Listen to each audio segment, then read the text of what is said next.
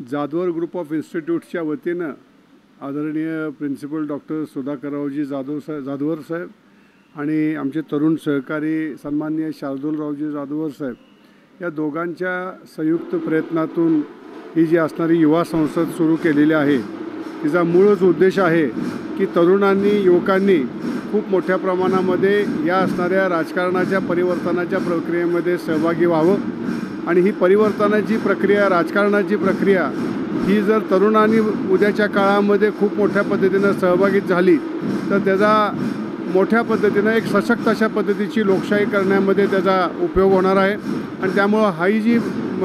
हा जो पाऊल घेतलेला आहे जाधवर इन्स्टिट्यूटनं तो निश्चितपणे स्तुत्य आहे आणि ह्या उपक्रमाला मी सदिच्छा देतो, शुभेच्छा देतो।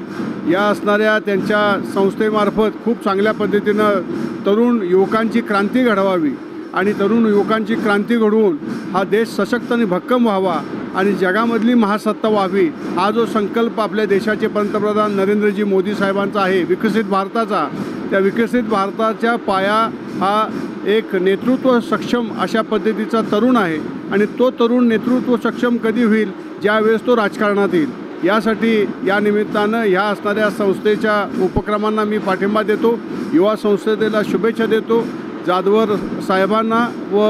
शार्दूलजींना सुद्धा त्यांच्या ह्या उपक्रमाला सदिच्छा देतो।